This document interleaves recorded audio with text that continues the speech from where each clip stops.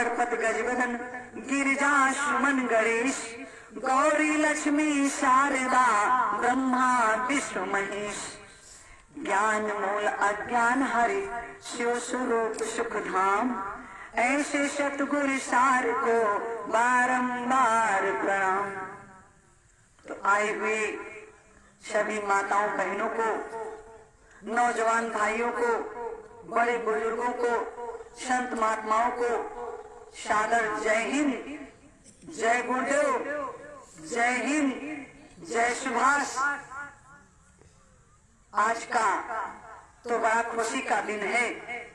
कितने लोग यहाँ नृत्य किए, सबने अपनी अपनी लीला दिखाई। हम कितना डांस कर लेते हैं गुरु जी के नाम से। आज पता चला, आज खुशी के दिन में बड़ा आनंद आया और बड़ी एक अंदर से दुख भी लगा कि जिन लोगों ने कभी डांस नहीं किया, कभी खुशी नहीं की, अपने बेटे के शादी में नहीं नाचा होगा, आज इतना डांस किया। धन्य है ये दिन, धन्य है ये समय जिसके लिए सब लोग तैयार खड़े थे। अभी और देखना, अभी जब कस के भोजन करेंगे, प्रसाद लेंगे, तब और मन में आएगा कि गुरु जी के प्रति हम और नाचें और गाएं और खुशी का दिन मनाएं। ये दिन रोज नहीं आता है, ये दिन बार बार नहीं आएगा। जो समय व्यतीत हो गया वो समय फिर नहीं आएगा।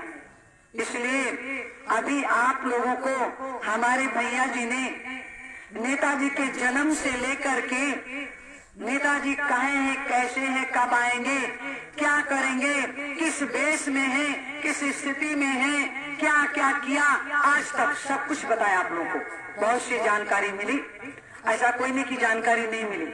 ऐसी कोई नेताजी के बारे में ऐसी कोई जानकारी नहीं रखी जो आप लोगों को न बताई हो, न सुनाई हो कि परिवर्तन कैसे होगा, सतयुग कैसे आएगा और ये देश आजाद कैसे होगा, आंशिक आजादी है कि पूर्ण आजादी है, देश आजाद है कि गुलाम है, सब कुछ बताया हमारे राष्ट्रीय अध्यक्ष जी ने। तो आप लोगों से हम अब क्या बताएं। हम आप लोगों से यही हाथ जोड़ करके गुजारिश कर रहे हैं, प्रार्थना कर रहे हैं। आपके छोटी बेटी बहन समझ लो, बहन समझ लो, माँ समझ लो, बहन आप बेटी कुछ भी समझ लो, तो आज आप लोगों के सामने हाथ जोड़ करके मेरा अपील है कि अब कदम से कदम मिला दो, कदम से कदम मिला दो और उस सुभाष के नाम को ही नहीं काम को करके जाना है। नाम तो सभी लोग जानते हैं सुभाष क्या थे और क्या हैं, लेकिन काम कोई नहीं करने वाला। हम लोग काम के लिए आए। हम बार बार कहते हैं बच्चों भूल मत करो, जैसे स्वामी जी कहते हैं बच्चों तुम भूल मत करो, अपने को पहचानो, मैं किस काम के लिए आया था, किस काम के लिए आया था, वो काम हमें करना जरूरी है। आज जन्म हो गया परेशानी में, जन्म हो गया परेशानी में, बचपना खो गया परेशानी में, जवानी खो गई परेशानी में, जिनकी शादी नहीं वो परेशान और जो हो गई वहां परेशान। इसके बाद क्या हुआ, जब बच्चे हो गए तो परेशानी, बुढ़ापा आया तो परेशानी, बुढ़ापा जर्जर हो गए तो परेशानी और मरने की सबसे बड़ी परेशानी। तो ये मरने की परेशानी सब लोग झेलोगे, इससे अच्छा इस शरीर को कीमती जगह पे लगा दें। मरना तो है ये सभी लोग जानते, इससे कोई नहीं बचने वाला और इसका कोई समय नहीं आप लोग लिख सकते हैं कब मेरी मौत है, कब मुझे मरना है, ये कोई नहीं जानता। पर इस शरीर को हम ऐसी जगह लगा दें जैसे राम का नाम आज दुनिया में विख्यात है, कृष्ण का नाम दुनिया में विख्यात है, सीता सावित्री का नाम दुनिया में विख्यात है। क्या उन्होंने भोजन नहीं लिया, क्या कपड़े नहीं पहने, क्या उनके परिवार नहीं था, उन्होंने भी सब कुछ हमारे जैसे किया, लेकिन इस शरीर को कीमती जगह पे लगाया, कीमती जगह पे लगाया। महारानी लक्ष्मीबाई के बेटे थे, परिवार था, पति था, बहुत बड़ा राजघराना था, उन्होंने निकल करके अंग्रेजों के छक्के छुड़ा दिए, वो भी एक नारी थी। इसलिए मेरा हाथ जोड़ करके आप लोगों से निवेदन है, प्रार्थना है, अस्तुत विनती है कि अब समय बार बार ये नहीं आएगा, ये मौका बार बार नहीं आएगा, क्योंकि हम 90 से चिल्लाते हैं 9 साल की उम्र से मेरी नेताजी सुभाष चंद्र बोस से मुलाकात हुई। 9 साल की उम्र से अपने गांव से हम पैदल 55 किलोमीटर नेताजी के दर्शन करने के लिए हम गए थे। वहाँ मौनी बाबा के नाम से फेमस थे। मौनी बाबा के नाम से पूरा देश, पूरी दुनिया, ब्रिटिश गवर्नमेंट, जितनी भी सरकारें हैं, सब भी जानती थी कि नेताजी कहाँ हैं और कैसे हैं। बाबा जय गुरुदेव पहले कुछ नहीं थे। बाबा जय गुरुदेव जैसे आप थे, वैसे जैसे भैया जी हैं, वैसे बाबा जय गुरुदेव भी नेवी में थे। नेवी सेना जानते हो, नेवी में थे। उन्होंने देखा कि नेताजी सुभाष चंद्र बोस हमारे ही देश के आज 1945 से लेकर के नेता लोग बताते नेताजी मर गए, लेकिन उनकी नेताजी से जब मुलाकात हुई बाबा जय गुरुदेव जी महाराज जी से, उन्होंने कहा है आपने इतनी मेहनत की, देश और दुनिया तुमको भूल गई, लेकिन मैं तुम्हारा साथ दूंगा। बाबा जय गुरुदेव ने साथ देने के लिए अपने बंगाल से चले और चलने के बाद मतलब जो नौकरी करते थे नौकरी छोड़ करके और चले उनको साथ देने के लिए। कहा है अगर जानकारी हो जाएगी सरकार को तो जो मेरा समझौता है, मुझे फांसी की सजा बोली जाएगी, तो मुझे कैसे बचा सकते हो आप? कौन सी उपाय करोगे? आप अकेले क्या कर सकते हो? और एक बात मेरी बीच में सुन लो, सबसे मेरी गुजारिश है, आप लोग बस बहुत कम सुनाएंगे, समय बहुत कम है, आप लोग भोजन करेंगे इसलिए हम बहुत कम बताएंगे। बहुत कुछ है मेरे पास, पर भैया जी भी नहीं चाहते कोई बात खोलें, क्योंकि इनको भी डर है कैसे मोदी के तरीके से। ये भी चाहते हैं समय की प्रतीक्षा करते रहो, समय की प्रतीक्षा मत करो, मेरा भी समय है। अगर समय चाहते राम और रावण तो इतनी जल्दी युद्ध नहीं होता 14 साल में। इसलिए 14 साल मत लगाओ। मेरे बाप तो टाट पहन करके मेरे ताऊ जी चले गए, टाट पहन करके सतयुग आएगा, और पर सतयुग नहीं आया। उनको क्या क्या हुआ, शुगर हुआ, टीबी हुई, तमाम सब बीमारी होकर के उनको टेंशन घेर ली और मर गए। इसलिए मरना नहीं है, मैं भी अभी नहीं मरना, मुझे परिवर्तन करके जाना है। मेरा भी संकल्प है। मैंने भी नेताजी से कहा, बाबा जी से मेरी मुलाकात हुई, मैंने कहा है बाबा तुम भले ही चले जाओ, लेकिन नारी का संकल्प बहुत अटल संकल्प होता है। नारी हट कर ले, उसको करके मानेगी। मेरा भी संकल्प है। मैं और लोग यहाँ के लोग जाने, जब हम यहाँ आश्रम बनाने आए, लोग पहले रास्ता दिए फिर बंद कर दिए। हमको रास्ते की जरूरत नहीं, हमको जमीन की जरूरत नहीं, हम तो आपके लिए पैदा हुए हैं, इस दुनिया के लिए पैदा हुए, इस संसार की जीवात्मा के लिए पैदा हुए। हम मठ मंदिर नहीं बनाने आए, गुरुद्वारा नहीं बनाने आए। गर्ज होगी जब हम चले जाएंगे तो तुम मेरे नाम से बना देना इस नैमिष में। जैसे 88,000 ऋषियों की जन्मभूमि पे देश और दुनिया के लोग आते हैं और उनका प्रचार करके मठ मंदिर बनाते हैं। साधु महात्मा यहाँ भूखे रहते हैं, साधना करते, भक्ति करते, सिर्फ अपने लिए, दुनिया के लिए नहीं। फिर हम जो कहने वाले थे वो कह दे, जो क्षेत्र के लोग आई हैं, माताएं बहनें, बच्चे छोटे बड़े जो भी आए हैं, उनको बिना भोजन प्रसाद लेकर के नहीं जाना है। और जितने भी संगठन के लोग हैं वो भी लोग थोड़ा धैर्य रखेंगे। अभी खुशी से हम भी खिलाएंगे आपको, खूब खाना और खूब जेब में रखना और बैग में रखना, प्रसाद ले जाना। जितना ही देर लगाएंगे उतनी ज्यादा प्रसाद ले लेना, ज्यादा ही पूरी रख लेना, ज्यादा ही बूंदे खा लेना। इसलिए शांति बैठो। और जो भी आया है बाहर से, क्षेत्र से, सभी लोगों से मेरा अपील है, चाहे वो दुकान वाले हो, चाहे जो आ रहे हो, सभी लोग भंडारे में प्रसाद खा करके ही जाना। कोई यहाँ कहने वाला नहीं है कि मत खाइए, ये प्रसाद ऐसा है, आज खा लोगे तो जिंदगी भर याद रखोगे। इसलिए आज का समय बहुत कीमती समय है। तो मुझे याद आया इस बात के लिए कि 90 में जब 9 साल की हमारी उम्र थी तो हमारी नेताजी से मुलाकात हो गई। इनके पास काला घोड़ा था और काला घोड़ा इन्होंने अश्वमेध यज्ञ किए थे। 90 में अश्वमेध यज्ञ की थी। जिसका घोड़ा पकड़ा नहीं गया उसकी पूरा काम सफल होगा। राम का घोड़ा पकड़ा गया, राम विफल हो गए, अपने बच्चों को ही, बच्चों ने ही उनका सब कुछ काम खत्म कर दिया।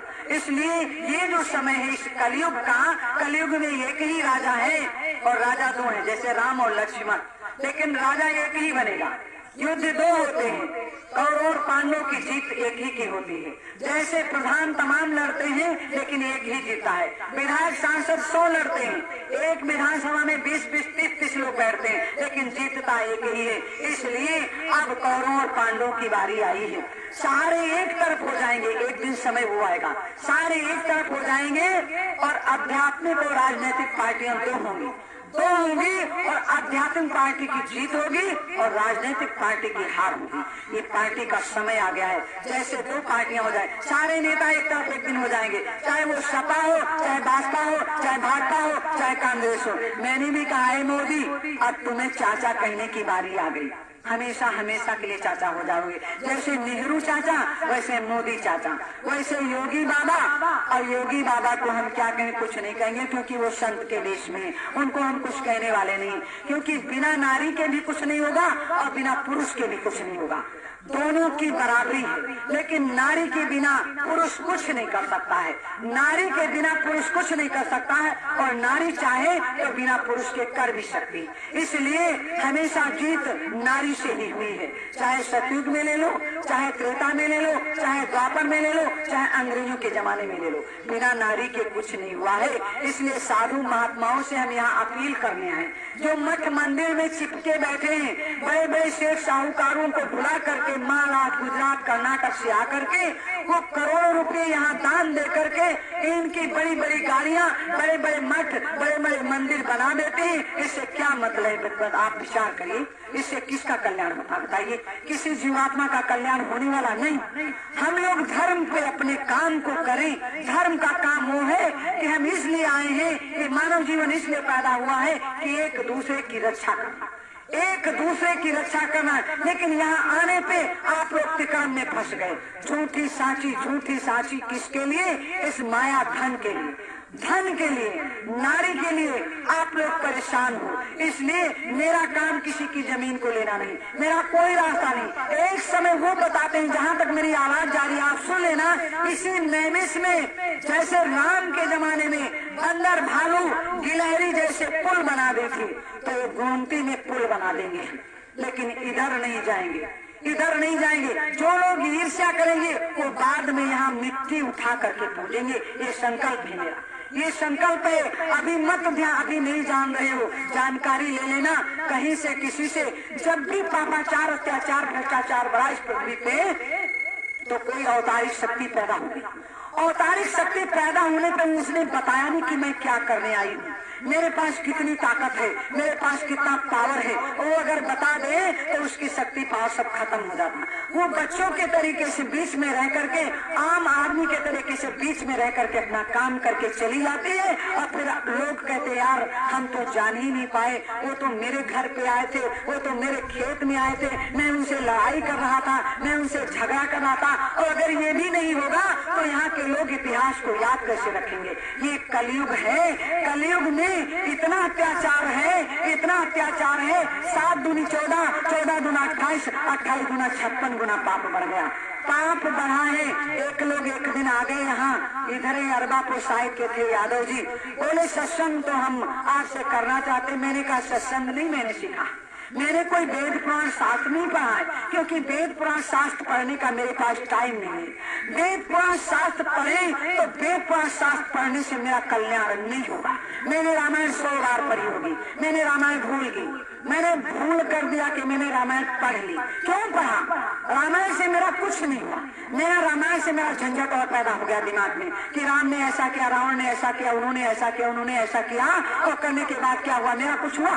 जो हम करें वो रामायण पढ़े, जो हमको करना करके जाए वो दुनिया याद रखे। फिर हम दूसरे की नकल क्यों करें? हम अकल से अपना काम करें कि हमें परिवर्तन करना है। परिवर्तन राम न करते तो राम को कौन जानता, कृष्ण न करते कृष्ण को कौन जाता। जैसे यादव लोग थे वैसे राम कृष्ण को भी यादव लोग जानते, लेकिन नहीं, वो भगवान तब माने गए जब उन्होंने कर्म करके दिखाया। तो हम कर्म करेंगे, लोग मुझे खुद ही पूछेंगे। मैं उस रामायण को नहीं पढ़ी। लोग पेपर पढ़ते हैं, लोग पत्रिका पढ़ते हैं, मेरी समझ में नहीं आता। मैं पत्रिका पढ़ूं तो उसमें कौन सा ज्ञान, क्योंकि लोगों ने किया उसको, लोगों का कुछ नहीं, सब उसमें झूठ साँच लिखा। अरे ये बताओ, मुझे मेरी बात को बुरा मत समझना। लोग कहते थे कुछ पुरुष से पैदा हो गए, आदमी पैदा हुए हैं। आज क्या आदमी पुरुष नहीं है? आज तो कहते 14 घंटे में शक्ति आ जाएगी। अध्यात्म कहते कलयुग केवल नाम आधारा और सुमिर सुमिर नर उतर नहीं पा रहा। कहते इस कलयुग में एक बार तुलसीदास जी कहे, एक बार इस भगवान का नाम ले लो तो भाव से बेड़ा पार हो जाए। एक बार तो ये बताओ, हम तो 100 बार लेते, कहाँ मेरा बेड़ा पार हो रहा। हम तो स्वामी जी से एक ही प्रार्थना करते हैं, स्वामी जी महाराज मुझे वो ज्ञान दे दो जो इन लोगों ने किया उसे अच्छा करके जाए हम। जो इनको लोग कहीं कहीं बड़ा मठ मंदिर बनाते हैं, बड़ा बड़ा मठ मंदिर बनाते हैं, लेकिन ऐसा यहाँ बने कि गली गली चौराहे चौराहे, हर खेत हर घर आंगन में, हर डाली डाले पेड़ पौधे पत्तों में सुभाष का नाम और बाबा जय गुरुदेव का नाम लिया जाए। जैसे राम का नाम लिया जाता है, राम ने करके दिखाया तब लिया। पहले किसी ने पूजा नहीं की, कृष्ण की पहले किसी ने पूजा नहीं की, सीता सावित्री की पहले किसी ने पूजा की। जब करके गए तो अरे राम चले गए। ऐसे बाबा जय गुरुदेव की बात आई। बाबा जय गुरुदेव जब मथुरा से चले गए तो जो आगे जाते थे बैठ जाते थे वो तो याद रखते थे बाबा जय गुरुदेव सत्संग कौन सा सुना रहे, लेकिन सब सो जाते थे। सब सो जाते थे तो कहे यार हम सोएंगे, बाबा जी ने क्या बताया? बोले तुम ऐसे सोते हो, ऐसे सोते हो। 33-35 करोड़ में 1 लाख जनता सिर्फ इस सत्संग को जो बाबा जी सुना गए वो जानती, बाकी कोई नहीं जानता, कोई नहीं जानती। इसलिए जब भी देश की आजादी आई तो मुट्ठी भर लोगों ने ही आजादी दिलवाई, मुट्ठी भर लोग। भीड़ से कभी आजादी नहीं आई, भीड़ से कभी परिवर्तन नहीं हुआ। रावण के पास तमाम सेना थी लेकिन राम के पास मुट्ठी भर लोग थे।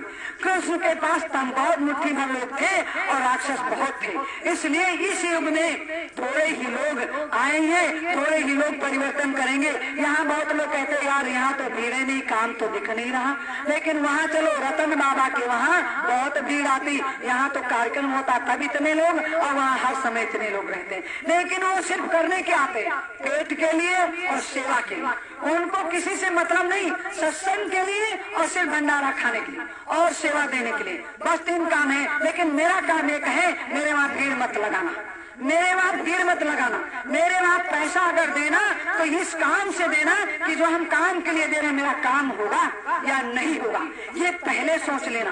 काम तो होगा, भले ही समय लग जाए, लेकिन काम तो करके ही जाना है, ये मेरा संकल्प है। और जो लोग कहते हैं बाबा जय गुरुदेव असली नकली कहाँ है, असली नकली कहीं नहीं है। असली जो ओरिजिनल बाबा जय गुरुदेव नेताजी हैं वो अपने काम में लगे हैं। वो सत्संग नहीं गली गली सुना रहे, वो सत्संग नहीं सुना रहे, वो सेवा नहीं इकट्ठा कर रहे, वो पैसा नहीं मांग रहे कि आओ तुम फिर उसी दलदल में फंसो जैसे मथुरा में फंसे थे।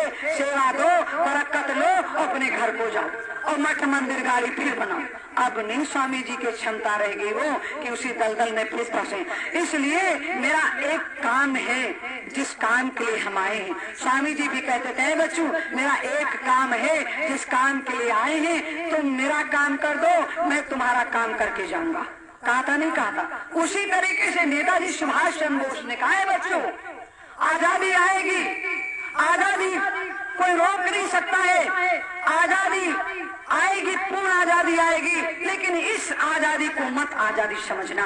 ये आंशिक आजादी है, अधूरी आजादी है। अंग्रेजों की आजादी दी हुई है, 911 समझौते पे आजादी मिली, 900 शर्तों पे आजादी मिली, 911 समझौतों पे आंशिक आजादी रखते पर आज भी मेरा देश गुलाम है, अंग्रेजों के अधीन है। इसलिए इस आजादी को आजादी मत समझना, इस आजादी को बर्बादी समझना। ये देश किसका है? ये देश कोई जानता ही नहीं। आज सारे किसान दिल्ली पर बैठे, मुझे शर्म लगती है कहने में, मुझे शर्म लगती। मैंने भी एक दिन रात में सोचा कि हम चले जाएं और इन लोगों से कहें तुम आप क्या लेने आए हो, अब क्या लेने आए हो?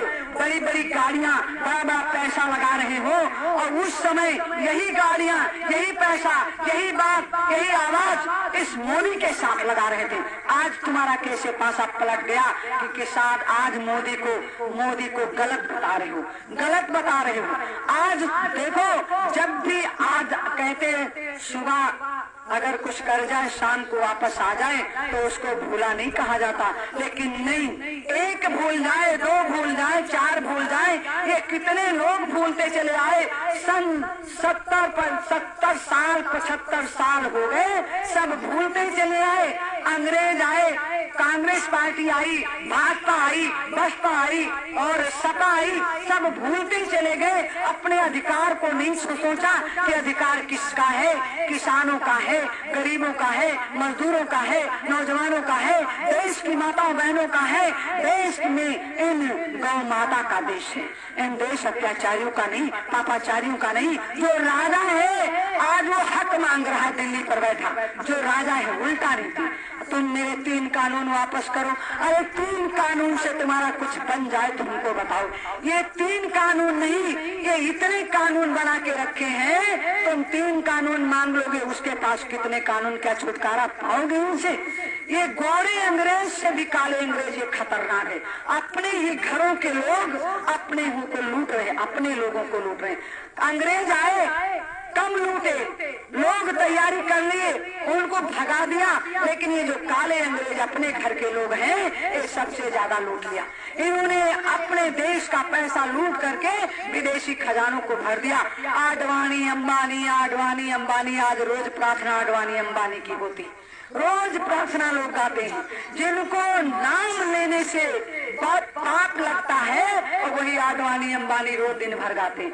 जिनको नाम लेने से 100 गाय मारे कितनी हत्या लगती है, मोदी योगी दुनिया का, उनका रोज गुणगान करते हैं। इसलिए हम खुद ही वो संकल्प ले लें कि एक तरफ इनकी गलती नहीं, जो अंग्रेजों से समझौता हुआ, जो संविधान है वो संविधान की लोग शपथ लेते हैं कि संविधान में जो भी लिखा है उसी काम को हम करेंगे।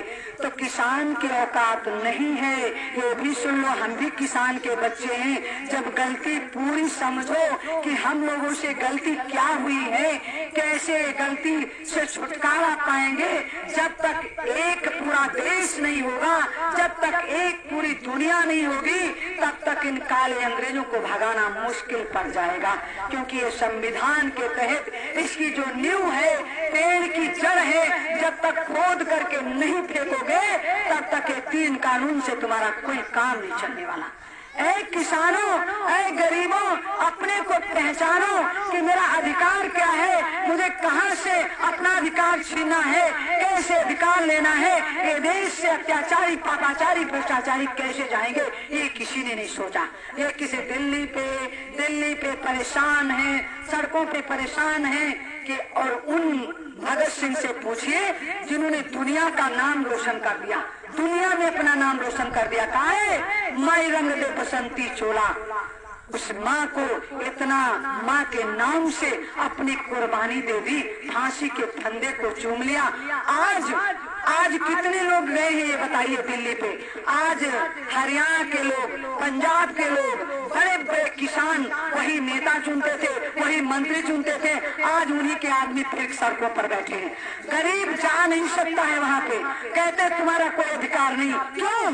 वो जानते अगर सब आ जाएंगे तो अधिकार इनके पाले में चला जाएगा। कहते कोई पार्टी यहाँ नहीं आएगी। ठीक है, पार्टी नहीं बुलाते हो, सपा बसपा कांग्रेस नहीं बुलाते हो, भाजपा नहीं बुलाते हो, लेकिन ये पूछो जिसने आजादी दिलवाई उसका नाम लेते हो। सिर्फ भगत सिंह उस सुभाष का भी नाम लो, उस राजगुरु सुखदेव का भी नाम लो। कि इनसे कह दो, इस तरीके से इनको जवाब देना चाहिए कि 4 भेड़ियों से डर सकती सिंहों की संतान नहीं। इस तरीके से इनको जवाब दो, 4 भेड़ियों से डर सकती सिंहों की संतान नहीं। भारतवर्ष किस पानी की है तुमको पहचान नहीं। एटम बम बना करके फिर से मध्य घूम गए, 65-71 के युद्धों को साथ घूम गए। याद करो दुश्मन ने पैटर्न टैग जला डाला, हिंदुस्तानी नेटो ने अमरीकी जेट उड़ा डाला। याद करो गाजीबाद झटके में डुबा दिया, ढाका में जनरल न्यायाधीश दूसरी टीका पिला दिया। याद करो 90,000 बंदी पाक शियारों को। याद करो शिमला समझौता, भारत के कर को। अब की जंग छिड़ी तो सुन लो, ऐ मोदी, अब की जंग छिड़ी तो सुन लो। नाम निशान नहीं होगा, कश्मीर तो होगा लेकिन पाकिस्तान नहीं होगा। तुम्हारी औकात क्या है मोदी? जब पाकिस्तान को चुनौती हम देते हैं तो तुमको भी भागना होगा। इनसे कह दो, लाल कर दिया तुमने श्रीनगर की माटी को। किस किसका पद में छोड़ रहे हैं तुम सोई हल्दी घाटी को, जहर पिलाकर मजहब कश्मीरी परवानों को, भय लालच दिखाकर भेज रहे नादानों को, खुले शर्त और खुले प्रशिक्षण खुली भी सातानी है, सारी दुनिया जान चुकी सब हरकत पाकिस्तानी है। बहुत हो चुकी मक्कारी, बहुत हो चुका हस्तक्षेप, समझा दो वरना फिर भड़क उठेगा पूरा देश। देश हो गया खड़ा तो महाप्रलय आ जाएगी, पाकिस्तान ही नहीं भारत के हर कोने में त्राह त्राह मच जाएगी। क्या होगा अंजाम तुम्हें इसका अनुमान नहीं होगा। कश्मीर तो होगा लेकिन पाकिस्तान नहीं होगा। ऐ मोदी चाचा, जैसे नेहरू की क्या एक कोई गाना चला था, चाल ढाल बदल गई दुनिया, नेहरू चाचा कर पर गाना गाते थे।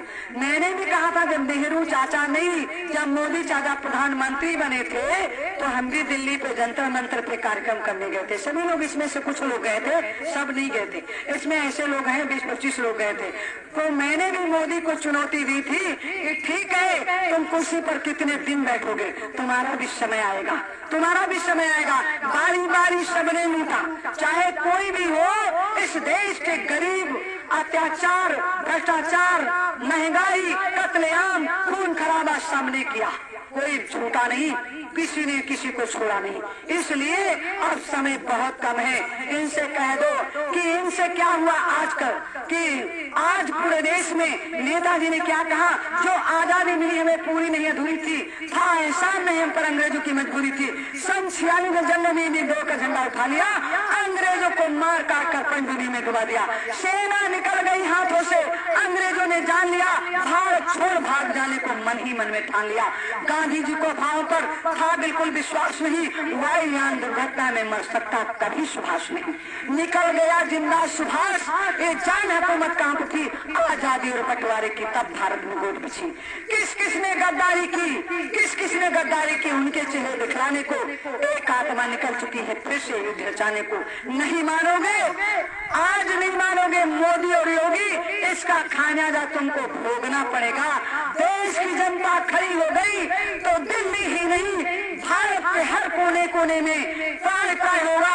कहाँ तक भरोगे, नेताजी का कहना है इन शैतानों से एक एक से हिसाब लेकर के दिल्ली और लखनऊ जहाँ के भी लोग होंगे चौराहों पे खड़ा करके हिसाब लेकर के और गोली मार दिया जाएगा, क्योंकि इनको कहीं नहीं छोड़ा जाएगा। इसलिए इस स्थान से जो भी कह रहे हैं वो जहाँ तक मेरी आवाज जा रही, चाहे वो नेता हो, चाहे प्रेमी हो, चाहे साधु हो, चाहे महात्मा हो, चाहे कोई नारी हो, चाहे कोई शैतान हो, मेरी आवाज को जहाँ तक मेरी जा रही आवाज सुन लो कानों तक। ये होगा, ये होगा, कोई रोक नहीं पाएगा। जब भी पापाचार अत्याचार बड़ा तो कोई अवतारी शक्ति पैदा हो गई। इनके बाप की बकौती नहीं है जो भारत पर कब्जा कर ले शैतान, इनको जाना ही होगा। राम के जमाने में, सतयुग के जमाने में जब काशी में जैसे लोग राजा ने एक राज्य स्थापित कर दिया, राम ने एक राज्य स्थापित कर दिया, उसी समय द्रौपदी, उस समय द्वापर में कृष्ण ने एक राज्य स्थापित कर दिया। आज कलयुग में कोई माई का लाल रोकने वाला पैदा नहीं है। ये मेरा भी संकल्प है बाबा जी से और नेताजी से। मेरी भी जब 90 में मुलाकात हुई तो मेरी 9 साल की उम्र थी। मैंने कहा बाबा जी ऐसे चुपचाप बैठने से देश का भला नहीं हो सकता। जैसे आप मौन हो गए, गुमनाम हो गए, अंधेरे में हो, उजाले में नहीं आते हो, ठीक है, लेकिन किसी को खड़ा करो, किसी को सिखाओ, किसी के लिए पटरी बिछाओ जो उस पटरी पे चले और तुम्हारे नाम से काम करे। और काम करने के टाइम जब समय आए तो आप उस गाड़ी के ड्राइवर बन करके उस गाड़ी को चला दो। तो स्वामी जी ने कहा ये बच्ची तुम्हारी बात सही है, जाओ पूरे देश और दुनिया में आवाज लगा दो कि सोए हुए खून को जगाने के लिए, आजादी की आबरू बचाने के लिए अब तो नया रास्ता बनाना पड़ेगा। नेताजी सुभाष चंद्र बोस को आना पड़ेगा। चाहे मुझे आके कोई गोली मार दे, खाल मेरी जिंदा यहाँ उतार दे, चीख चीख कर ऐलान करूंगी, सच्चाई की बात से ऐलान करूंगी। नेताओं को वोटों का विधान चाहिए, डाकों को संसद में स्थान चाहिए, हमको रेती कपड़ा और मकान चाहिए, कोई नहीं जिसे हिंदुस्तान चाहिए। आग लग रही है क्यों खालिस्तान की, गोरखा इन्होंने और नीजो विधान की, सब्जी हो रही है क्यों राष्ट्रगान की, अर्थी जल रही है क्यों संविधान की। इन सभी सवालों का जवाब एक है, इन सभी सवालों का नकार एक है, राजनीति चंडी से बरबंदी हो गई और दिल्ली की हुकूमत एक शिखंडी हो गई। चारों ओर त्राही मची हुई है, खतरे में आजादी आज पड़ी हुई है, एकता अखंडता परिवार हो रहे, जो थे अपने गद्दार हो रहे, दंगे लूटपाट को दबाने के लिए, गद्दारों को देश से भगाने के लिए, गद्दारों को गद्दी से हटाना पड़ेगा, नेताजी सुभाष चंद्र बोस को आना पड़ेगा। इसलिए खाओ कसम अशफाक उल्लाह खां की और खाओ कसम राजगुरु सुखदेव की कि जब तक देश में आजादी नहीं आ जाएगी तब तक हम चैन से नहीं बैठेंगे। कदम से कदम मिला करके इनसे आज चारों तरफ सीना झपटी लूटपाट और चारों ओर तबाही है। चोरी मुंजिम चोरी हाकिम देता चोर गवाही है, चोरी और सीना जोड़ी और चोरी भी सरकारी है, चोर चोर मौसेरे भाई चोर जांचकारी है, हर कुर्सी अंधी बहरी है, हर कुर्सी अंधी बहरी, हर कुर्सी हत्यारी है, हर कुर्सी के हर पाए पर चंदी का गद्दारी है। देश की गर्दन के ऊपर शासन का भूमि पंजा है, पुलिस और अफसरशाही का बढ़ता रोष कंजा है, सांसद से लेकर सड़कों के जंगल के कानून है और जिसने भी आवाज उठाई होता उसका खून है। अब तो लगता है भारत में चंडी का नर्तन होगा, परिवर्तन तो होगा लेकिन खूनी परिवर्तन होगा। इसलिए तैयार हो जाओ, अपने कदम से कदम मिला दो कि खून पसीना बहने पर भी पेट नहीं भर पाता है, उधर पेट नंबर 2 का दिन रात फूलता जाता है। खाल खींच डाली गरीब की महंगाई के हंटर में, आते तक बाहर कर डाली बेकारी के खंजर में, बच्चों का पढ़ना लिखना ऊपर से कुआरी शहजादी और रोटी रोजी गई जहन्नुम हस्ती तक भी लुटवा दी। बिना कफन जब बिटिया को जिंदा जलवाया जाता है, लोकतंत्र जब साफ बन गया तभी समझ में आता है खत्म नहीं होगा हरगिज खाना सल्फास की गोली का, खत्म नहीं होगा हरगिज खाना सल्फास की गोली का, निश्चित ही त्योहार रचेगा यहाँ खून की होली का। कली कली है सुमन सुमन हर खूनी उपवन होगा, परिवर्तन तो होगा लेकिन खूनी परिवर्तन होगा। इसलिए अरे भाइयों, अरे बाबा जी के प्रेमियों, अरे देश के नौजवानों, अरे देश के किसानों, अरे देश के गरीबों, अरे देश की माता बहनों, अपने बच्चों को भेजो इस देश की आजादी के लिए कि आजादी आएगी, आजादी आएगी, ये धोखा नहीं होगा, ये धोखा नहीं होगा, आजादी ला के रहेंगे। और जिनको आज वर्षों से तलाश थी कि नेताजी सुभाष चंद्र बोस मर गए, वही नेताजी पूर्ण रूप से संत सम्राट नेताजी सुभाष चंद्र बोस असली है। और जो लोग कहते हैं बाबा जय गुरुदेव नेताजी है, नहीं, काम एक है, शरीर दो है, आत्मा दो है, काम एक है, रास्ता एक है, परिवर्तन एक है, सतयुग एक है। इसलिए 2 शक्तियां हैं, जैसे राम के साथ लक्ष्मण थे, कृष्ण के साथ बलराम थे और नेताजी के साथ कौन है, बाबा जय गुरुदेव जी महाराज। इसलिए 2 शक्तियां काम कर रही हैं। इनसे कह दो आजादी मिली हमें पूरी नहीं है, आज आजादी लानी है, हमको काम करना है, हम काम के लिए आए हैं। और आप लोग तमाम संगत में जाते हो, सत्संग सुनते हो, अब सत्संग का समय नहीं है, सत्संग का समय 1 घंटे निकालो, अपने आप बैठ करके ध्यान भजन उस मालिक का करो और इस देश के लिए लड़ाई लड़ने के लिए तैयार हो। सबसे पहले अपने बीवी बच्चों को आप गरीबी से निजात दिलाओ, मेहनत करके उनको जो रोटी नमक मिले वो रख के आओ और फिर अपने काम के लिए दिल्ली चलना है। नेताजी है दिल्ली चलो, दिल्ली ज्यादा दूर नहीं है, इसलिए ये संकल्प लेना है कि दिल्ली चलना है और उस दिन चलना है जिस दिन लाल किले पर परेड करानी है नेताजी को। नेताजी मेरे साथ होंगे और उसी दिन पूर्ण रूप से आप लोगों के हाथ में बात बोल दे देंगे। नेताजी प्रधानमंत्री नहीं बनेंगे, राष्ट्रपति नहीं बनेंगे, कुछ नहीं बनेंगे, वो सिर्फ आपका अधिकार आपके हाथों में दे करके, अपना परिचय दे करके और आपसे विदा ले लेंगे और शरीर को बदल देंगे, शरीर को बदल देंगे। उनका काम ये है। इसलिए आप लोग बहुत भूखे हो, आज खुशी का दिन है, पेट बातों से नहीं भरता है, भूख से खाने से भरता है। इसलिए हमें भी पता है, हमारे तो भूख नहीं है, ठीक है, लेकिन सब लोग भूखे हो, मन उदास लगता है। आप लोग खाओ तब मेरा भी पेट भरेगा। तो आज खुशी का दिन है, सभी से मेरा अपील है, ये सब बच्चे भी बाहर से आए प्रसाद के लिए, ये लोग भी खाएं और मेरे पास तो बहुत है। इस बाप ने मुझे पैदा कर दिया। काहे? बहुत लोग कहते हैं मैं नेताजी की पुत्री हूँ। नेताजी की पुत्री कोई नहीं हो सकता, कोई नहीं हो सकता। दावे के साथ कहते, मेरे एक बंगाल की लेडीज मिली थी, मैंने कहा 23 जनवरी तीसरी है, ये दूसरी हमारी 23 जनवरी है। उनसे मिलने पे नीमच में मिले थे राजस्थान में। उनसे कहा अगर तुम बेटी हो सकती हो, उनके परिवार की हो, ठीक हो, लेकिन अगर डीएनए कराया जाए तो बेटी का पद मुझे मिलेगा।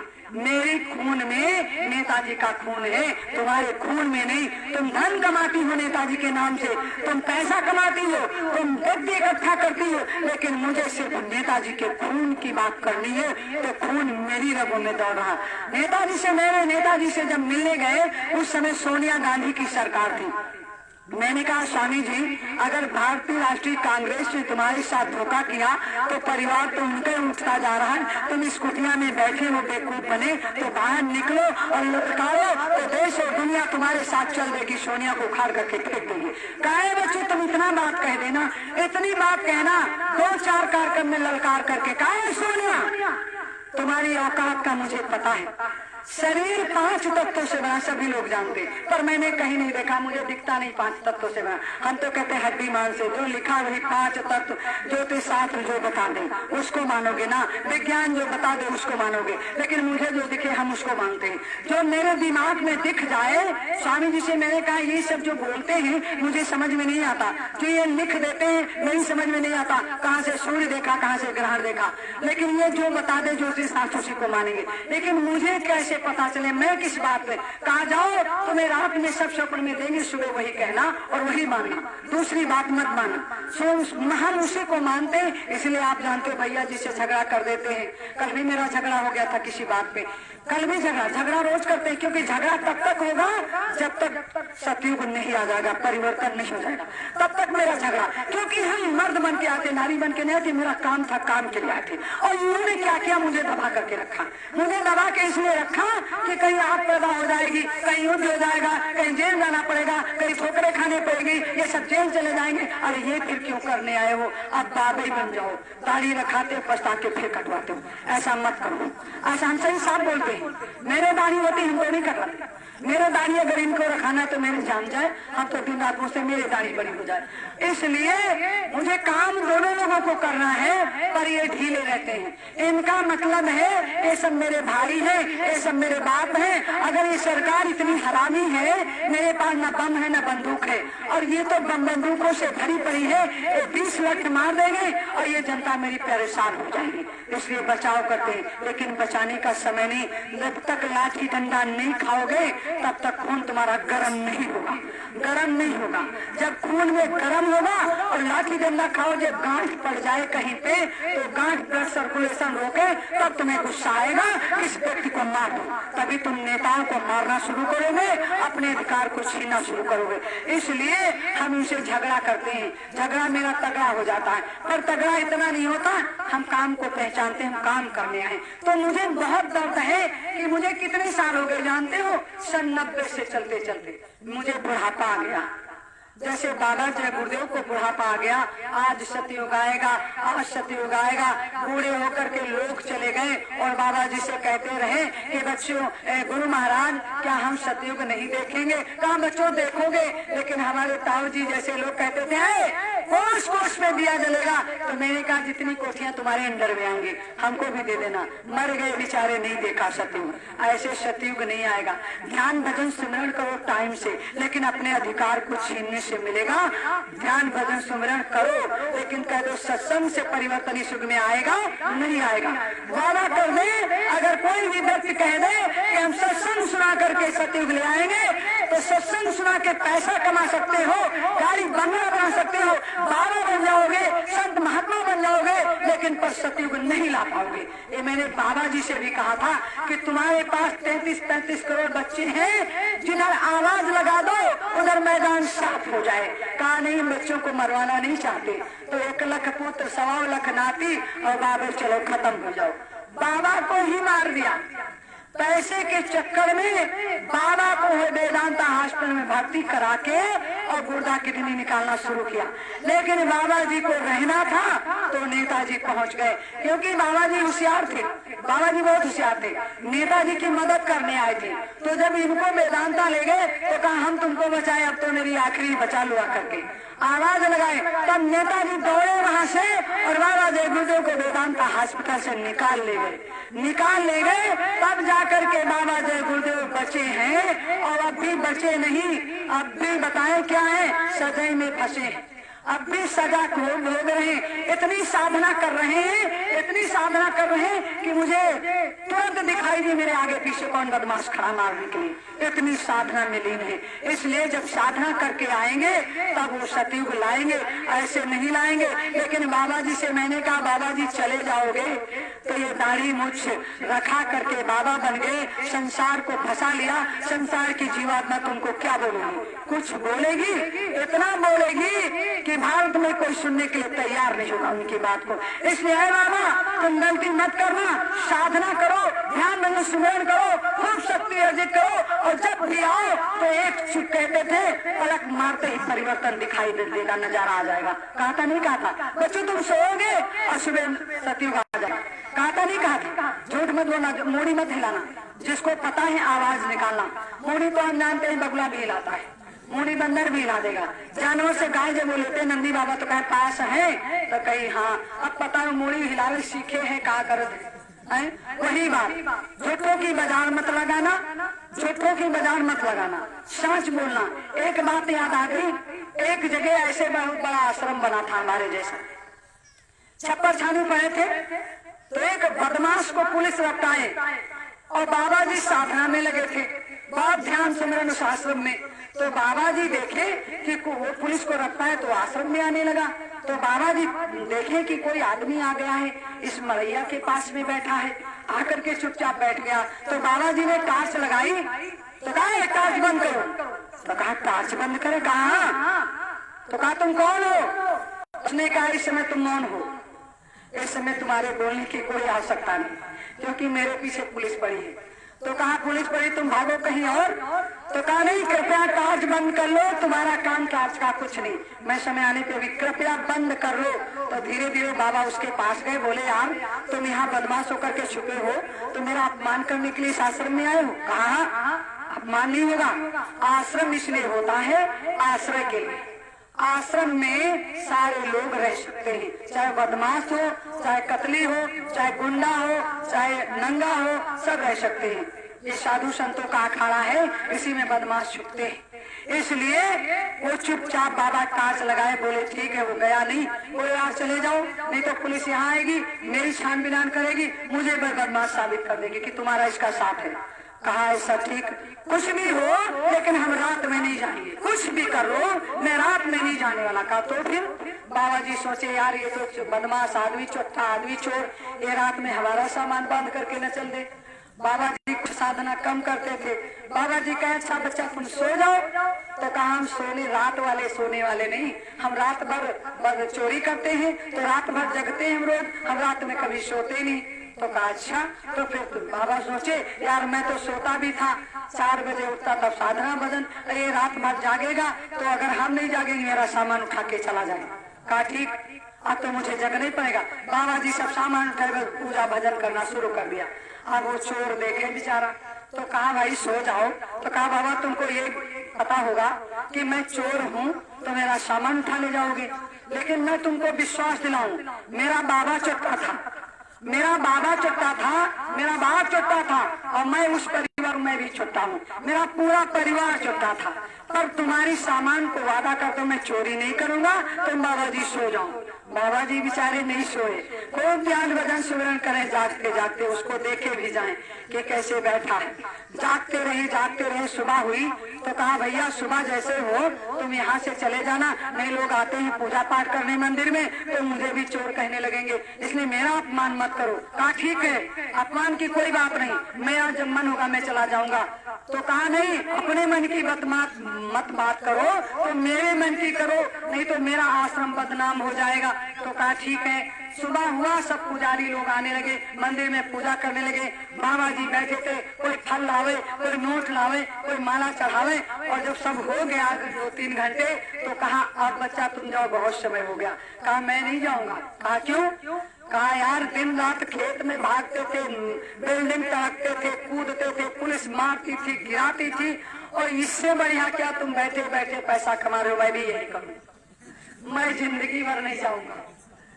तो बाबा जी का पूरा पूरा आशीर्वाद, पूरा सब बाबा जी का चोर ने ले लिया और क्या बना, महान संत बना। वो महान संत बन गया।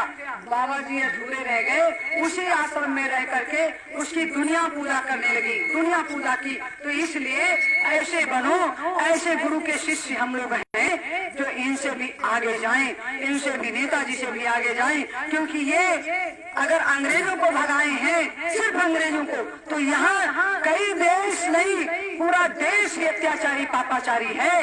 तो इसको हम लोग जब मेहनत करेंगे तो नेताजी सुभाष चंद्र बोस से ज्यादा हम लोगों का इतिहास में नाम लिखा जाएगा। इसलिए हम ऐसा काम करें, ऐसा काम करें। तो उस तरीके से कि आज उस चीज की जरूरत है, इस चीज की आवश्यकता है। काम करने से ही आप कुछ पा सकते हो, कर्म करने से ही फल मिलेगा। कृष्ण ने कहा है तुम काम करो, गीता में लिखा है कर्म करो, फल की इच्छा मत करो। और तुम जिधर काम करने चलोगे तुम्हारे तलवे के नीचे मेरी गदेली रहेगी, एक कांटा भी नहीं करने देंगे। ये मालिक ने भी आप लोगों से कहा था, लेकिन आप लोगों ने काम नहीं किया, कहा हम गुड़िये फेरेंगे। स्वामी जी ने दूरदर्शी पार्टी बनाई और कहा है बच्चों तुम वोट दे दो, वोट से ही परिवर्तन हो सकता है। लेकिन दूरदर्शी पार्टी जब बनी तो उनके बच्चों ने ही वोट नहीं दिया। क्यों? कहा है अभी तो ये गुरु बनने आए थे, अब तो ये नेता बनने आए हैं, अब दिल्ली की कुर्सी पे बैठेंगे, ये धोखा देंगे, इसलिए वोट मत देना किसी को। 120 वोटें हर जिले में मिली और हर विधानसभा में, और किसी ने वोट नहीं दिया। इसलिए बाबा जी कहते हैं राशन दो तुम भाषण दो, बाबा जी की मौज हो गई, बच्चों को सिंहासन दो। ताल तलैया चले गए सब। क्या कहा मुझे याद तो भूल गए, इसलिए अभी राजेश भैया दोहरा देंगे, वो सब जानते हैं, वो सारा लिखे पढ़े हैं, सारी चीजें किताब से पढ़ते, कॉपी लिख करके। जो स्वामी जी बोलते थे ये फटाफट लिख डालते थे, ये फटाफट लिख डालते थे। लिखने वाले बहुत ट्रेंड है, और लिखने वाले आज पूरे देश में सत्संग सुना रहे, बाबा जी का सत्संग सुना रहे हैं, और बुरा मत मानना दुकान चला रहे हैं। इसलिए अब दुकान सत्संग से मत चलाओ, अब इस देश को बचाने के लिए कर्म करने के लिए तैयार हो। जैसे दिल्ली पे लोग पड़े हैं, ऐसे गली गली गांव गांव निकलो, एक एक झोली डालो, और झोली में सिर्फ झोली में एक मुट्ठी चावल ले लो, एक मुट्ठी गेहूं ले लो हर घर से, और कुछ मत करो तो तुम्हारे चलने के लिए किराया भाड़ा मिल जाएगा। तुम्हारा देश कोई काबू नहीं कर पाएगा। इनसे कह दो अंग्रेज गए, तुम्हारी क्या औकात है, तुमको भी जाना होगा। एक झटके में उस महारानी लक्ष्मीबाई, हिंजाबाई, जीजाबाई, दुर्गाबाई, शीलाबाई, 3000 वंशज माताओं ने जान की बाजी लगा दी थी।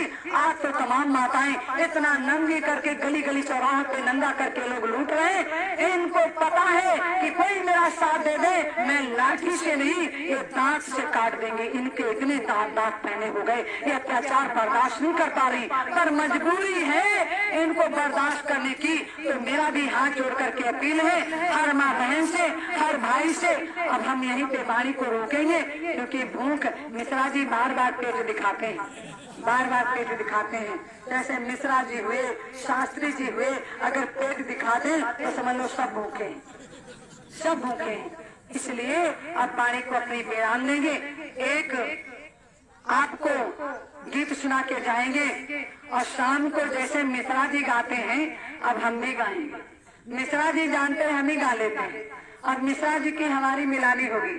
शाम को बाबा जी की खुशी में इतना गाएंगे जो लोग सुने नहीं होंगे, इतना गाएंगे। लेकिन फिर सोच कर लेंगे जो हम गाएंगे तो ये लोग नहीं गाएंगे, तो इन्हीं का हम सुने, नहीं तो मिश्रा जी फिर नहीं गाएंगे, क्यों मिश्रा जी इस समय भूखे बहुत हैं, इसलिए सभी लोग भूखे हैं। हम अपनी वाणी को विराम देंगे कि बेसेवाय नाद भैले देकर कुर्बानी, कबहू शहीदन की ना भूलिबे कहानी। बेसेवाय नाद भैले देकर कुर्बानी, कबहू शहीदन की ना भूलिबे कहानी।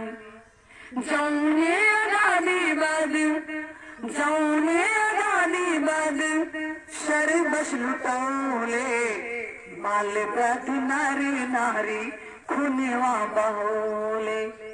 आहुति दे के आपन, आहुति दे के आपन हंस के जिंदगानी, कबहू शहीदन की ना भूलबे कहानी, कबहू शहीदन की ना भूलबे कहानी।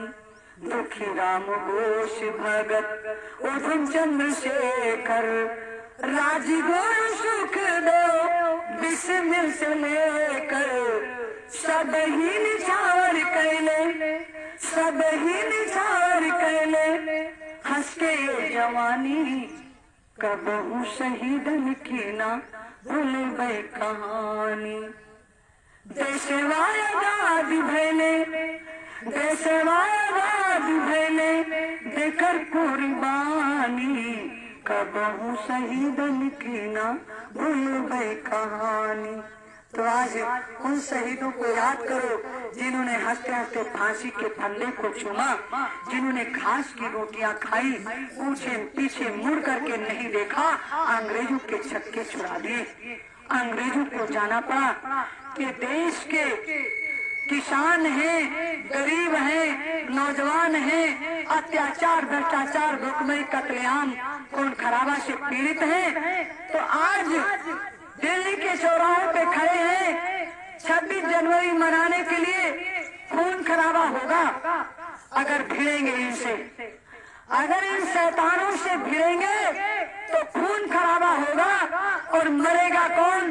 जब हिंदू मुस्लिम लड़ाई होती है, हिंदुस्तान पाकिस्तान की लड़ाई होती है, तो अपने ही हिंदुस्तान के पाकिस्तान से समझौता करके हिंदुओं को मरवा देते, हिंदुस्तान को मरवा देते। इसलिए ये मेरा अपील है इन किसानों से कि तुम्हारे भी साथ ऐसे दलाल बैठे हैं जो तुमको ही मरना पड़ेगा।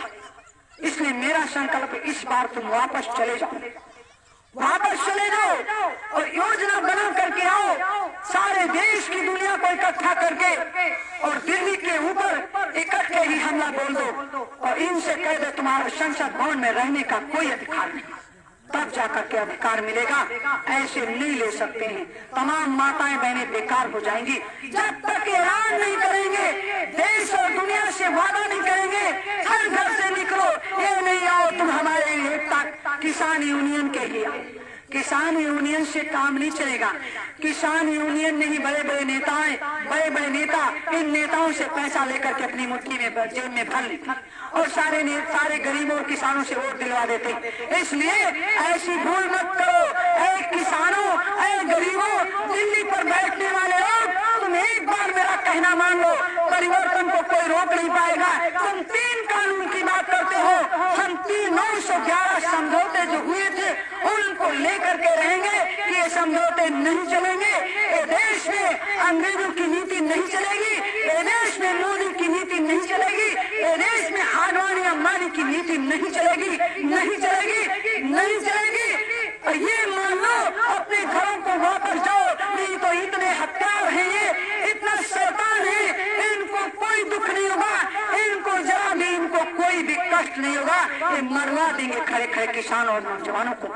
ये नौजवानों की व्यवस्था कर रहे हैं। जब जहीन से कह दो सब लोग एकता बना लो, सीमा की लड़ाई से अपने बच्चों को घर वापस बुला लो। तो बच्चों, तुम लोग देश की लड़ाई, सीमा की लड़ाई पे जितने लोग बैठे हो, हर किसान के बच्चे हैं, हर किसान तैयार हो जाए, तुम लोग वापस आओ, अपना इस्तीफा दे दो सरकार से और तुम लोग इस लड़ाई जंग में जंग में मेरा साथ दे दो। इस लड़ाई को हम लड़ने जा रहे हैं। ये एक तरफ हिंदुस्तान, एक तरफ पाकिस्तान की नीति हो जाएगी तो नेताओं को भागने की जगह नहीं मिलेगी। ये मेरा वादा है। और ऐसे फुटकर होकर के थोड़े थोड़े मार दिए जाओगे और जो बहुत गरीब हैं वो भय से अपने घरों में बैठे रहेंगे, नहीं जाएंगे, नहीं जाएंगे। क्योंकि सबको अपना बच्चा प्यारा है, सबको अपनी माँ प्यारी है, सबको अपना भाई प्यारा है, सबको। लेकिन एकजुट होकर के जब कदम से कदम मिलाओगे और बोल दो, ऐसे एकजुट अंग्रेजों से बोला था कि ये इंकलाब जिंदाबाद के नारे लगाए,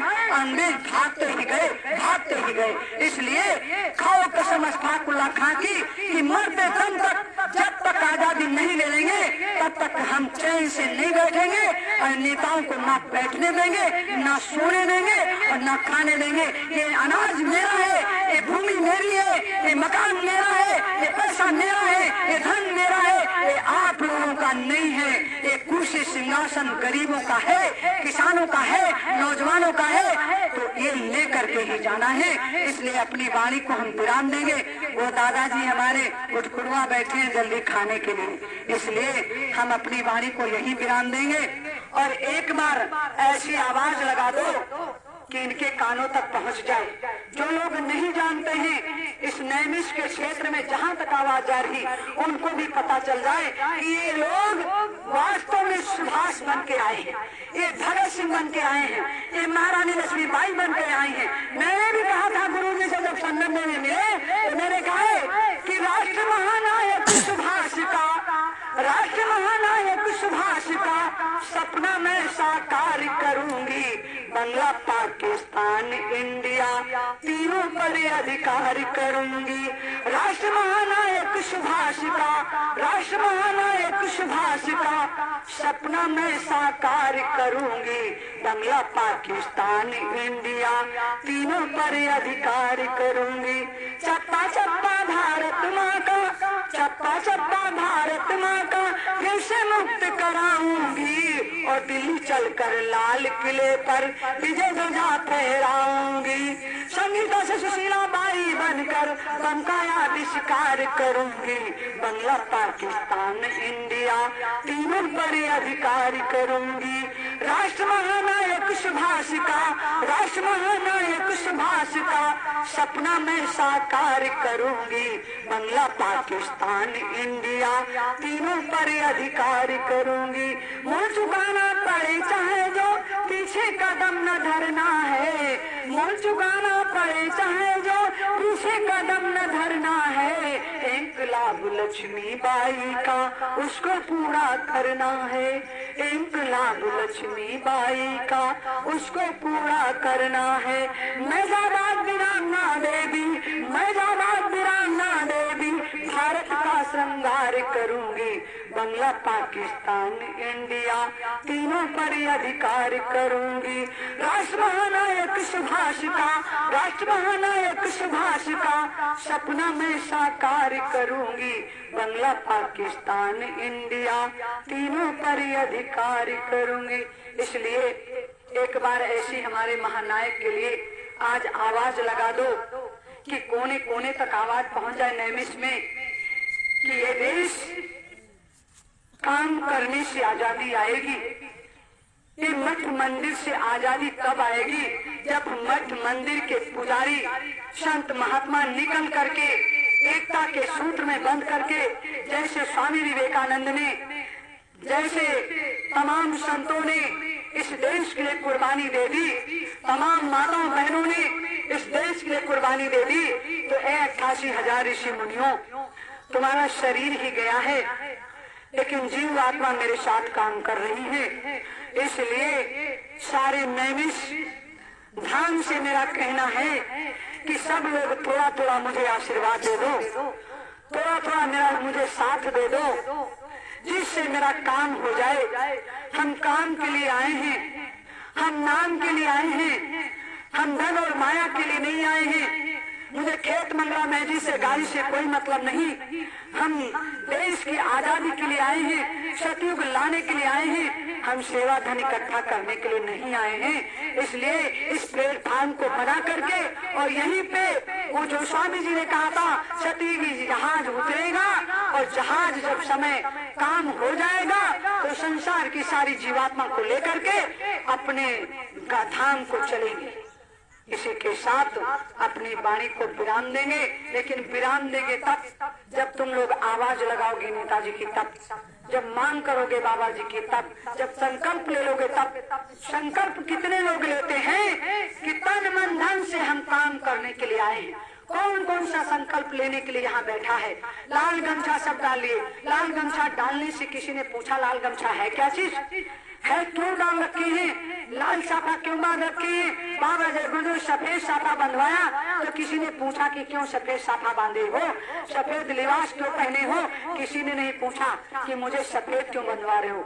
आप ये बताइए कि सफेद बांधने से मेरा क्या होगा? लाल गमछा डाल लियो, हम सुभाषवादी हो गए, सुभाषवादी हो गए। ऐसे अंग्रेज जब आए तो तमाम उसी देश में चल दिए, हम भी आजादी में आए हैं, हम भी आजादी में आए हैं। और जो लोग दिखावा करते थे वही अंग्रेजों के दलाल थे, आज वही बड़ी बड़ी कुर्सी लेकर के बैठे। इसलिए दिखावा मत करो। लाल गमछा डाले हो तो राष्ट्रीय अध्यक्ष से पूछो ये लाल गमछे का मतलब क्या है, क्यों डाले हैं, ये साफा क्यों बांधे? इतनी देर बड़बड़ाते हो, इस बड़बड़ाने क्या क्या मतलब है? बेकार, थोड़ी देर बाद खा लोगे, अंदर चला जाएगा और ये बैठ जाएगा नीचे, खाना आ जाएगा ऊपर, भंडारा आ जाएगा ऊपर भोजन, और ये नीचे मेरी बात दब जाएगी, इसको बाद में भूल जाओगी। इसलिए इसको ऊपर रखो और खाना ये भी नहीं नीचे से खाओ, खाओ ऊपर से ही, लेकिन उसके लिए जगह अलग रखो और उसके लिए जगह अलग रखो, हर चीज के लिए जगह अलग रखो। बुरा मत मानना, हम बहुत साफ कहते हैं, इसलिए राष्ट्रीय अध्यक्ष डरा करते हैं। हम तो उन नेताओं से कब का हिसाब ले लिए होते, मुझे चाहे किलें गाड़ दी जाती हाथों पैरों में, लेकिन ये हिसाब लेने नहीं दिए। इनको थोड़ी सी चिंता रहती है क्योंकि इनके परिवार है, इनके परिवार मौजूदा में पर्सनल है, तो थोड़ा उसका थोड़ा सा 1% है, सबको 1% माया मोह रहता है। जब कौरव पांडवों में सबने पूछा, गीता में भी लिखा है, अर्जुन से पूछा, सबसे पूछा तो कहा, सबने कहा मोह में तो सभी लोग फंसे, यहाँ जीवात्मा जो भी आई है, इसलिए सभी जीवात्मा में फंसे हैं। हम भी थोड़ा सा कहीं हम भी फंसे हैं, हम भी बताते हैं, पर मेरा साथ कोई दे देता तो मेरा फंसना बंद हो जाता। ज्यादा आराम हराम होती है। आप मुझे बिस्तर पे खाना देने लगो तो मेरी परेशानी बढ़ेगी, और ज्यादा चिंता भी खराब कर देती शरीर को। इसलिए मुझे जो चिंता व्यापी है, और इस समय हमारे लिए 2 प्राणी लगाए गए भंडारे के लिए, और वो 2 प्राणी खाना नहीं देते, मेरा खून चूसते हैं। सही बताते हैं, वो 2 प्राणी कौन है? शास्त्री जी और करण सिंह। जिस दिन से हम इनका बनाया खाने लगे, हमारा शरीर कमजोर हो गया। हम 4 रोटी सेकते थे, 2 बार खाते थे, लेकिन इनकी रोटी हम 2 बार में ही कभी नहीं खाना बंद करते, मन ही नहीं करता खाएं। बुरा मत मानना भैया, ये तुम्हारी नहीं बात है, ये मेरे कर्म की बात है। हम जो काम करने आए थे वो नहीं करेंगे, तुम्हारी रोटी सेकी खाएंगे तो मेरा हाजमा बिगड़ेगा, मेरा शरीर बर्बाद हो जाएगा। इसलिए हम बर्बाद, हम राष्ट्रीय अध्यक्ष से कल भी लड़े कि हम काम करने आए थे नाम के लिए, पैसे धन के लिए नहीं, सेवा कराने नहीं आए थे। मेरे लिए गद्दा ला दिए, मेरे लिए बिस्तर ला दिए हो, मेरा वो बिस्तर वो गद्दा मुझे बहुत हराम करता है, मेरे शरीर को दर्द पहुंचाता है। हम उस काम के लिए आए थे, आजादी के लिए आए थे, नेताजी का काम करने के लिए आए थे, लेकिन इतने दिन हो गया, हम बूढ़े हो गए, अब कर भी तो नहीं सकते हैं, देर हो जाएगी जो, तो हम लड़ाई तो कर नहीं सकते। लड़ाई कर सकते हैं बताओ? इतनी मेरे पास अब क्षमता नहीं भी 4 घंटे बैठे साधना करें, रीढ़ पहले दर्द करने लगती। इसलिए अभी 1-2 साल में अगर हम काम ले लेंगे तो ले लेंगे, और नहीं तो मेरा जीवन व्यर्थ में चला गया। अपनी सोच कहते हैं, हकीकत में मेरी बात मेरे दिल से पूछो कि मेरा काम था जो काम करने आए थे, लेकिन मेरा काम इन्होंने रोक दिया। कहीं भी होते, कहीं से आग लगाते, लेकिन इस आग को इन्होंने शांत कर दिया, तो ये आग अंदर अंदर मेरा खोखला कर दी, मेरे शरीर को खोखला कर दी। मुझे अंदर जलना पड़ता है, मुझे अंदर जलाना पड़ता अपनी आग को, और जब कोई बोल देता तो मेरे अंदर गुस्सा आता है। इसके बाद गुस्सा फिर शांत करते, किससे गुस्सा करें, ये तो हमारे लोग हैं, ये तो अपने भाई हैं, एक सगा भाई नहीं मिलेगा जो एक गुरु भाई काम करेंगे। बस इतने डर है कि जब मर जाएंगे तो हमारा कांधा लगा देंगे, इसीलिए गुस्सा फिर शांत कर लेते हैं, और कोई बात नहीं है। और हम आपको न डरते हैं, हम तो वो हैं कि सब भाग जाओ, मुझे कुछ नहीं पता, सब चले जाओ यहाँ से। अकेले मड़ैया में रहते हैं, जब इन लोगों का बोल सुनते तो कहते ये भी मर जाए, ये यहाँ पता नहीं क्यों 8-10 लोग, 20 लोग, 25 लोग रहते, दिन भर खाना, दिन भर भंडारा करते। हमें खाना है, चुपचाप 1 रोटी सेक लिए 4 बार खाएंगे, लेकिन ये दिन भर में 2 ही रोटी खिलाते, पता नहीं कितना बोल जाते हमसे। अब रोटी खाओगी, अब सब्जी बनावे, अब दाल बनावे, दिन भर पूछते हो बनी एक बार।